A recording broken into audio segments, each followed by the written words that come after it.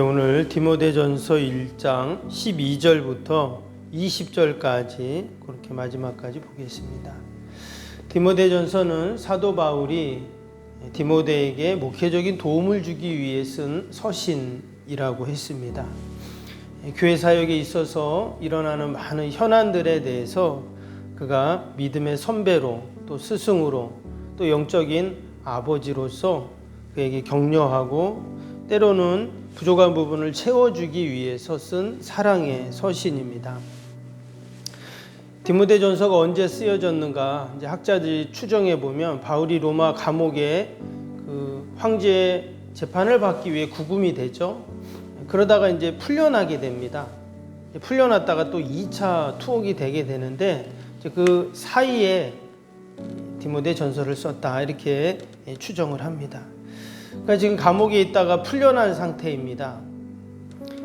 참 여러 가지 힘들고 어려운 상황인데 그럼에도 불구하고 그가 이제 복음을 전하죠. 마게도냐라 가서 이제 또 복음을 전하는데 그 순회하면서 복음을 전하다가 디모데가 과연 에베소에서 교회를 잘 돌보고 섬기고 있는가 걱정이 됐죠. 방문하기를 원했지만 여러 상황들이 여의치 않아서 이렇게 편지를 보내게 됐던 것입니다. 그가 편지를 보낸 이유 중에 하나는 앞에 우리가 1절에서 11절 말씀 보았던 것처럼 당시 에베소라는 지역은 헬라 문명의 본산이었습니다. 그래서 많은 사람들이 에베소에 와서 유학을 와서 헬라 철학, 또 헬라 문명, 헬라 교육을 받던 데가 바로 이 에베소였습니다. 그래서 많은 우상 숭배와 또 신화, 세상의 철학, 사상들이 막 넘치는 곳이 바로 이 에베소예요. 그런 곳에서 진리가 왜곡되고 복음이 훼손되는 일은 너무나 당연한 일입니다. 그래서 교회를 바르게 세워간다는 것 결코 쉽지 않았어요. 그래서 바울은 다른 서신서들도 다 마찬가지지만 특별히 이 디모데 전후서는 디도서도 그렇고 목회서신이라 그러거든요. 그들이 교회를 잘 섬길 수 있도록 그의 모든 역량을 다해서 지식을 다해서 그가 이 편지를 씁니다. 그래서 우리가 이 디모데 전후서를 읽어보면 바울이 교회를 얼마나 사랑했는가를 알 수 있어요. 그러니까 하나하나가 다 교회와 관련된 그런 말씀들을 하고 있다라는 것입니다. 그런 중에 오늘 이제 함께 읽었던 12절부터 20절까지는요, 소위 바울의 간증이라고 이렇게 말을 합니다. 우리도 보면 다 개인적인 간증이 있잖아요. 바울도 간증이 있어요. 특별히 예수님 믿기 전 그의 모습, 또 믿은 후에 그의 모습에 대한 그런 간증이가 있는데 지금 디모데에게 자신의 그 간증을 하고 있습니다. 그러면서 이전에 예수님 믿기 전 자신의 부끄러웠던 그 과거를 서슴없이 지금 고백을 하고 있어요. 그 내용이 오늘 13절 한번 볼까요? 13절 보시면 내가 전에는 비방자요 핍박자요 폭행자였으나 도리어 긍휼을 입은 것은 내가 믿지 아니할 때에 알지 못하고 행하였음이라. 15절에도 미쁘다 모든 사람이 받을 만한 이 말이여 그리스도 예수께서 죄인을 구원하시려고 세상에 임하셨다 하였도다. 죄인 중에 내가 괴순이라. 바울은 예수님을 믿기 전에 믿는 사람들 핍박하기로 유명했죠. 그래서 그가 처음에 다메섹 도상에서 예수님을 만났을 때도 아무도 그를 믿어주지 않았습니다. 그때 이 바나바라는 사람이 이제 바울을 데리고 다니면서 사도들에게도 그렇게 소개해주고 또 사람들에게 변호해주는 그런 내용이 사도행전에 나옵니다. 그래서 바울은 그 옛날 생각해보면 정말 자신은 지금 15절에 뭐라고 했어요? 죄인 중에 괴수라고 그랬잖아요. 정말 이건 죄인도 죄인인데 거기에 또 괴수까지 자기는 그런 사람이었다 이렇게까지 표현을 했어요. 정말 자기는 너무나 하나님 앞에 주님 앞에 나쁜 사람이었다 이런 말을 하는 거죠. 그런데 어떻게 그런 바울이 180도 바뀌어가지고 우리가 편지를 보면 얼마나 사랑이 넘칩니까? 위로하고 격려하고 막 은혜가 넘치는 그런 사람으로 바뀌었다는 거예요.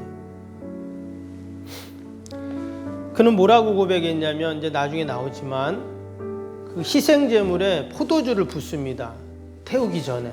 그걸 전제라고 하는데, 그래서 이제 향기로운 냄새가 나게 하는 거죠. 근데 여러분, 전제로 부어지면 어때요? 그 포도주는 다 타서 없어지는 거잖아요.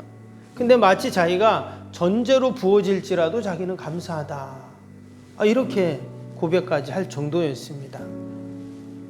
어떻게 이것이 가능했는가?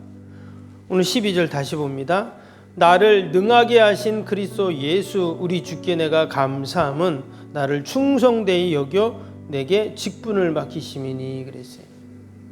여기 보면 나를 능하게 하신 분, 내가 지금까지 이렇게 살아올 수 있고 또 감당할 수 있게 하신 분이 그리스도 예수 우리 주님이십니다. 이렇게 고백을 하고 있어요.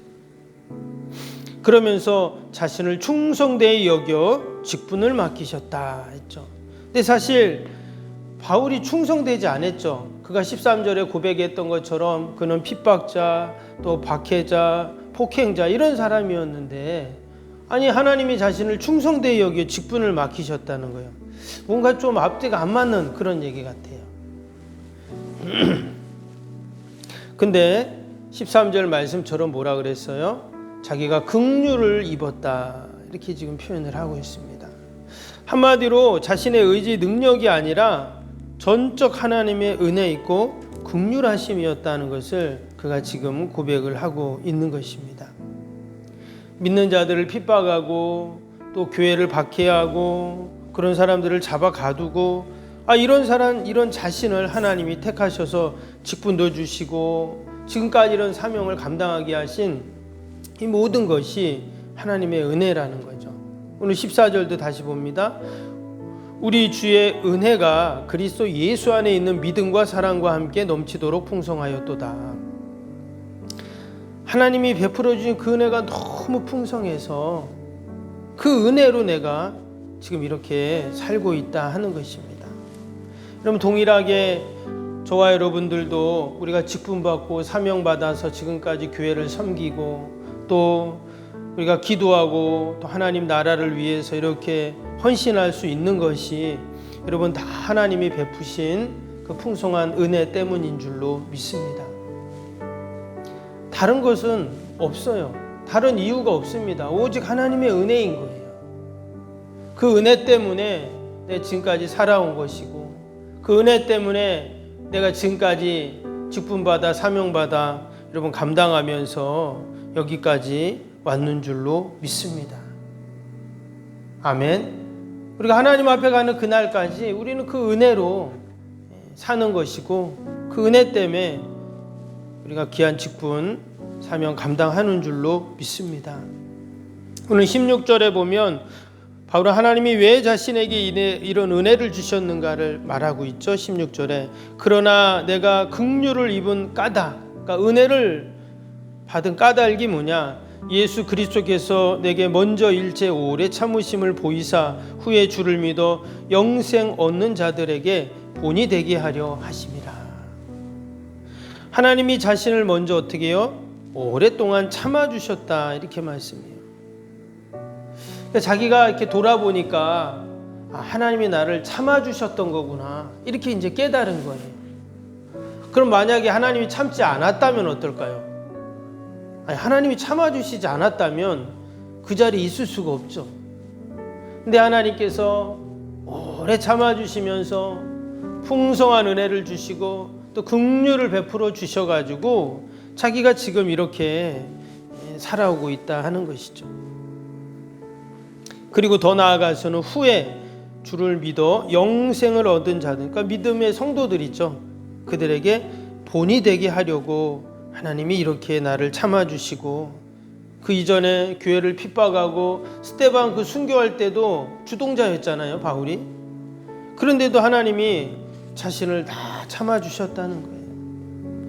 바울은 그것을 생각할 때 정말 말로 다 표현할 수 없는 그 크신 하나님의 사랑과 긍휼과 은혜를 생각하면서 디모데에게 그것을 좀 권면을 하고 있는 겁니다. 우리가 이런 은혜를 받아 이런 사명자가 되었고 교회를 섬기는 자들이 됐다 하면서 디모데에게 힘을 내라, 또 교회를 잘 섬겨라, 이런 이야기를 하고 있습니다. 마지막으로 18절 19절에 보면 디모데에게 구체적으로 그가 이제 말을 합니다. 뭐라고 말했냐면, 아들 디모데야, 내가 내게 이 교훈으로서 명하노니 전에 너를 지도한 예언을 따라 그것으로 선한 싸움을 싸우며 믿음과 착한 양심을 가지라. 어떤 이들이 이 양심을 버렸고 믿음에 관하여 파선하였느니라. 아마 바울과 함께 다녔던 디모데 외에도 또 디모데와 비슷한 많은 영적인 제자들이 분명히 있었을 겁니다. 근데 그들이 뭐라 그랬다고요? 다 믿음에 관하여 그들이 파선했다, 이렇게 말해요. 너무 안타까운 일이죠. 우리도 그렇죠. 교회 보면 함께 예전에 신앙생활, 믿음생활 잘했던 그런 사람들이 지금은 믿음을 버리고 또 교회 안 나오고 막 세상으로 막 빠져가지고 있는 그런 분들이 있잖아요. 참 너무나 안타까운 겁니다. 예전에 제가 교회 중고등부 다닐 때 그때 우리 친구들이 있었습니다. 그때 우리 동기들이 한 40-50명이 됐어요. 참 많아가지고 참 재밌고 막 그랬어요. 근데 이 점점 시간이 갈수록 대학교 가고 뭐 청년이 되고 어른이 되고 하면서 점점 한 명씩 이제 떠나더라고요, 교회를. 또 희한한 거는요, 예전에 그 학생 때 교회에서 만난 친구들은 이제 교회 안 나와도 세상에서 만나더라고요. 어른이 돼가지고 그때 교회에서 밖에서 만나요. 막 술집에서도 만나고 지들끼리 막 잘 만나더라고요. 근데 중요한 건 이제 교회 안 와요. 그래서 그 한 50명 되는 우리 동기들이 있었는데 나중에는 한 10명도 안 돼요. 교회 다니는 친구들이 한 5-6명 밖에 안 남더라고요. 제가 그걸 보면서 참 너무 안타깝다 하는 생각을 했어요. 그때 그렇게 막 교회 함께 다니면서 막 좋아하고 또 수련회 가서 막 은혜 받고 기도하고 막 그랬는데 어른이 되니까 한 명 다 떠나는 거예요. 너무 안타깝죠. 아마 바울도 그렇게 함께 처음에 예수님 만나서 전도하러 다니고 함께 교회를 세우고 이랬던 사람들이 지금 그 양심을 버리고 또 믿음에 관하여 파선되고 이런 모습을 보면서 너무 안타까웠을 것입니다. 그러면서 디모데에게 그런 권면을 하고 있는 거죠. 우리가 믿음의 선한 싸움을 싸워야 된다. 하나님이 우리에게 주신 이 착한 양심을 갖고 우리가 끝까지 이 믿음의 선한 싸움을 싸워서 승리해야 된다 하는 그런 고백을 또 간증을, 권면을 하고 있는 것입니다. 여러분, 바울이 디모데에게 했던 이 귀한 권면과 사랑의 위로들이 여러분 하나님이 저와 여러분들에게 하시는 귀한 말씀인 줄로 믿습니다. 오늘도 우리가 이 약속의 말씀 꼭 우리 마음에 간직하고 우리도 착한 양심으로 또 믿음의 선한 싸움을 싸우면서 우리가 하나님께 영광을 돌리는 저와 여러분이 되시기를 주님의 이름으로 축복합니다. 우리 오늘 수요일 기도 함께 하겠습니다.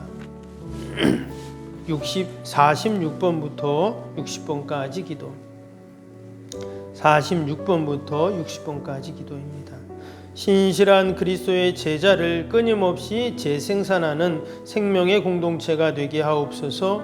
아멘. 주님의 마음으로 성도들을 섬길 수 있는 평신도 지도자들이 세워지게 하옵소서. 아멘. 세워진 평신도 지도자들이 자신의 은사를 따라 교회를 섬기게 하옵소서. 아멘. 부흥의 새 시대를 준비하며 다음 세대를 책임지는 교회가 되게 하옵소서. 아멘.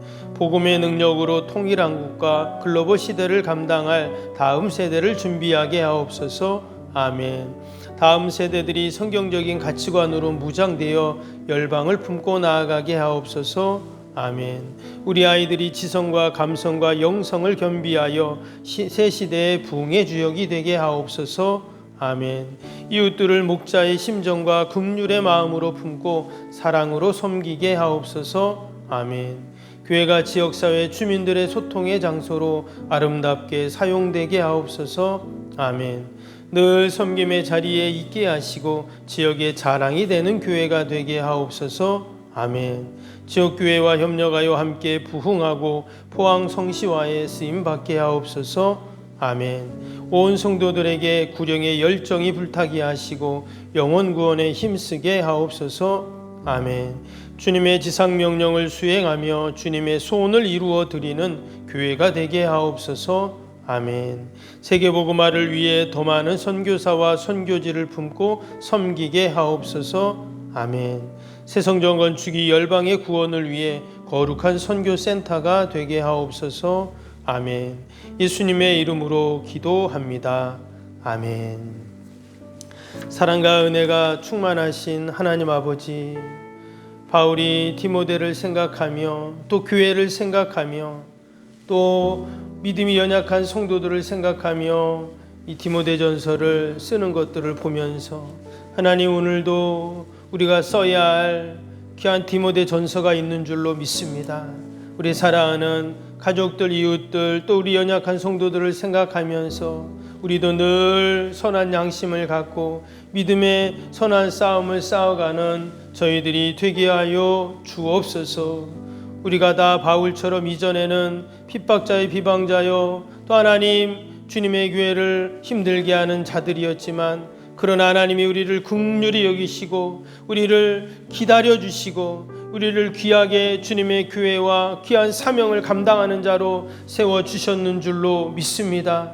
이 긍휼과 풍성한 은혜를 우리가 늘 기억하면서 아버지와 맡겨진 귀한 사명, 또 귀한 직분 잘 감당해 나가는 저희들이 되게 하여 주옵소서. 그래서 우리들을 통하여서 많은 이들에게 믿음의 본을 보이는 저희들이 다 되게 하여 주옵소서. 하나님, 귀한 새벽에도 또 우리가 나라 민족과 교회와 이웃과 살아가는 자녀들 하나님 다 올려드리오니 하나님 돌봐주시고 보살피시고, 오늘도 하나님 건강 때문에 염려하지 않도록 우리 환우들, 연로하신 어르신들 늘 강건케 하여 주옵소서. 하나님, 우리가 함께 기도할 때 하나님 반드시 구원의 역사를 이루어 주실 줄로 믿습니다. 묶이고 다치고 맡겼던 인생의 모든 문제들 귀한 새벽에도 기도할 때 하나님이 열어주시고 풀어주실 줄로 믿사오니 말씀 꼭 붙잡고 믿음으로 기도하게 하여 주시옵소서. 하나님, 오늘도 어둠 영들이 일절 틈타지 않게 하여 주시고 오늘도 우리의 가정 일터 주님의 교회 하나님 꼭 지켜 보호하여 주옵소서. 하나님, 저 북녘의 믿음의 동포들 하나님 불쌍히 여겨 주시옵소서. 이 한반도의 모든 전쟁의 준비와 소문들이 다 사라지게 하여 주시고 하루속히 복음으로 통일되고 저 북한의 문이 열려 마음껏 그들도 하나님을 찬양하고 예배할 수 있도록 은혜를 베풀어 주옵소서. 아버지여, 그들이 먹을 것이 없어서 그렇게 고통을 당한다고 하는데 하나님, 모든 어둠의 영들이 다 물러가게 하여 주시고 하나님의 은혜와 복이 넘치게 하여 주옵소서. 하나님, 귀한 새벽에도 우리의 모든 기도의 제목 들으시고 응답하실 줄 믿고 예수님의 이름으로 기도하옵나이다. 아멘. 하늘에 계신 우리 아버지, 아버지의 이름을 거룩하게 하시며 아버지의 나라가 오게 하시며 아버지의 뜻이 하늘에서와 같이 땅에서도 이루어지게 하소서. 오늘 우리에게 일용할 양식을 주시고 우리가 우리에게 잘못한 사람을 용서하여 준 것 같이 우리 죄를 용서하여 주시고 우리를 시험에 빠지지 않게 하시고 악에서 구하소서. 나라와 권능과 영광이 영원히 아버지의 것입니다. 아멘.